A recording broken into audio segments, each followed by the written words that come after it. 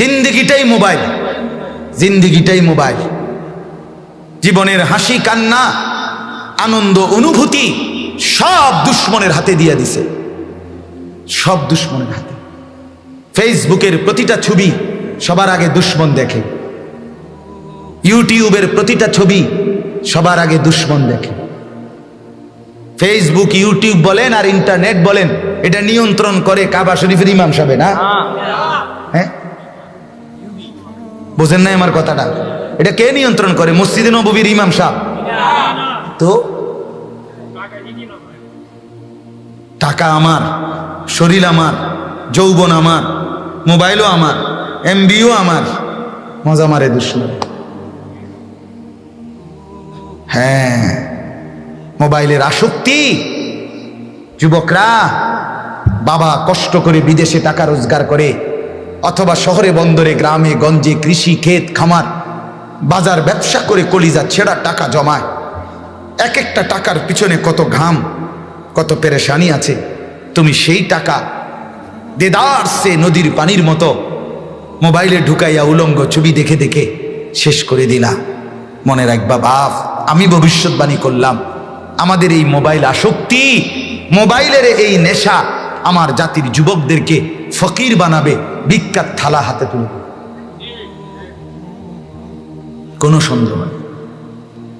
এই অপচয়, এই অপব্যয় রাজার ভান্ডার, রাজার ধনও ফুরায় দিবে, রাজার ধন, কোনো সন্দেহ নেই। পাঞ্জাবিওয়ালা, টুপিওয়ালা, হ্যাঁ, সবাই পাগল হয়ে গেছেন মোবাইল লইয়া।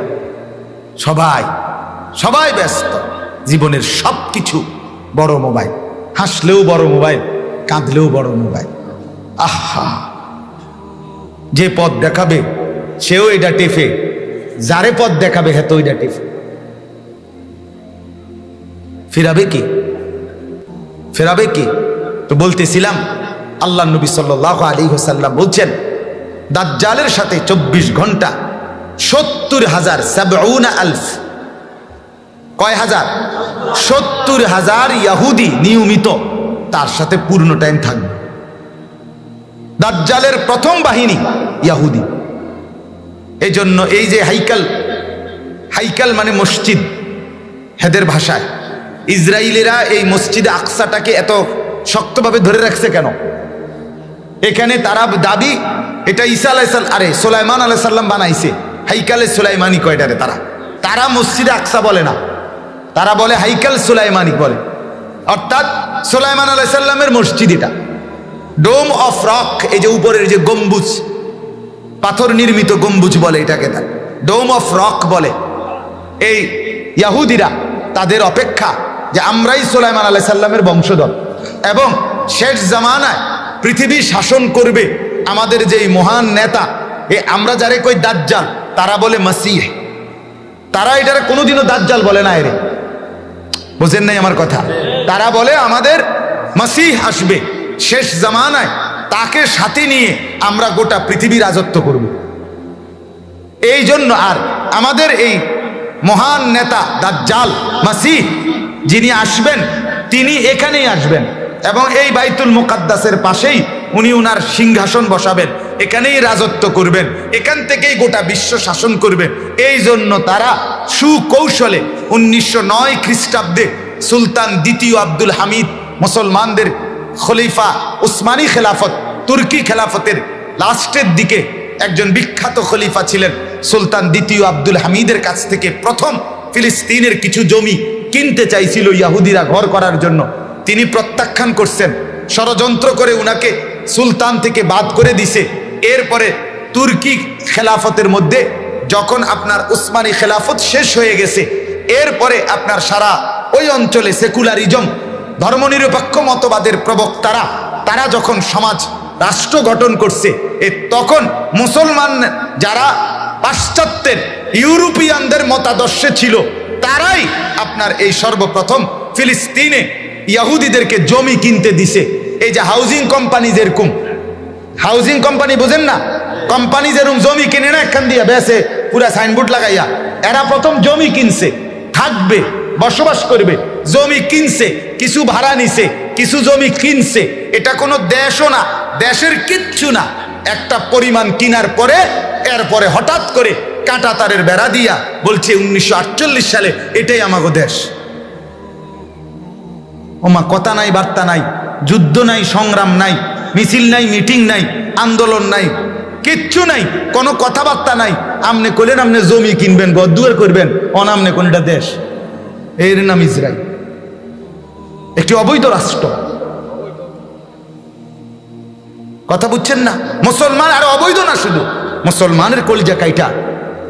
বর্তমান ফিলিস্তিন যে দূর এরিয়ারে বলে 78% ওদের দখলে, 22% মাত্র মুসলমানদের কাছে। বুঝেন হিসাব? 78% এরিয়া দখল করে ফেলছে, আর মাত্র 22%। এই 22%-এর মুসলমানকেও এখানে থাকতে দিবে না, তাদের সিদ্ধান্ত। 100 ভাগ নিয়ে নিবে তারা। কি পরিমাণ অস্থিরতা আর ব্যথা আমাদের! এটা সারা পৃথিবীর, এটা কোনো দেশের সমস্যা না, আঞ্চলিক কোনো সমস্যা না, এটা মুমিনের কলিজা, মুমিনের ঈমানের বিষয়। আল মুসলিমুনা কা জাসাদিন ওয়াহিদ, মুসলমান এক দেহের মতো। ইনিশতাকা উদউন ইশতাকা সাইরুল জাসাদ, নবীজি বলছেন দেহের এক অঙ্গে ব্যথা লাগলে সারা দেহে ব্যথা লাগে। আমার ভাই, এজন্য আমরা প্রত্যেকেই ভাবতে হবে এটা।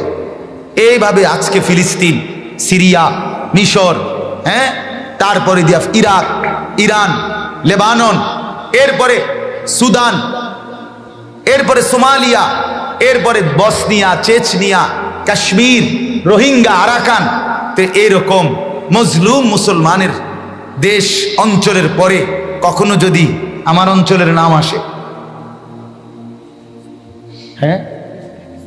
আজ যেমন আপনারা ফিলিস্তিনের মজলুম মুসলমানের, এটা কি গল্প শুনতেছেন না তাজা ঘটনা দেখতেছেন? তা আজ যদি চোখে দেখেন মুসলমানের হসপিটালের মধ্যে বোমা মেরে 500 রোগী চিকিৎসাধীন, মা, বোন, নারী, পুরুষ, বাচ্চা, তাদেরকে রক্তে ভাসায় দিছে। এটা তো আর ঘটনা না বাপ, এটা কিচ্ছা না, এটা গল্প না, এটা চোখে দেখা। তাইলে আমরা যদি ঈমানের উপরে না উঠি, আমরা যদি সেজদা না দেই, আমাদের সন্তানদেরকে যদি চরিত্রবান দিনদার না বানাই, এমন আযাব, এমন গজব, এমন মুশকিল, এমন মুসিবত আমাদের উপরে আসতে পারে না? আমি সতর্ক করছি, আমাকেও, আপনাদেরকে, ছেলেরা বাপ, তোমাদেরকেও। যে কয়জন ছেলে বসছো ভাইয়া, তোমাদেরকে অনুরোধ করলাম, তুমি চুল, প্যান্ট, শার্ট, আরো যদি সব কিছু কাফেরদের মতো, ইহুদিদের মতো বানাও, খোদার কসম জুলুম আর নির্যাতনের সময় তারা তোমারে ছাড়বে না, কোনো সন্দেহ নাই। এই ফিলিস্তিনে যে মারতেছে ইসরায়েলে, যারা ইহুদিরা হুজুর সাইয়ে সাইয়ে তো মারতেছে, ঠিক না? শুধু পাঞ্জাবি টুপিওয়ালা, দাড়িওয়ালা, তাদেরকেই তো শুধু মারতেছে না। রোহিঙ্গা মুসলমান করে যখন মারছে, তখন শুধু হুজুর করেই তো মারছে না। তো আমাদের এই ছেলেরা কেমনে বুঝবে? এরা মনে করছে জিন্দিগি মানেই মোবাইল, নারীর ছবি, উলঙ্গ দৃশ্য, সারা রাত মোবাইলে নাচ গান দেখা। মেয়ে মনে করছে আরেক ছেলের সাথে আমার একটা প্রেম আছে।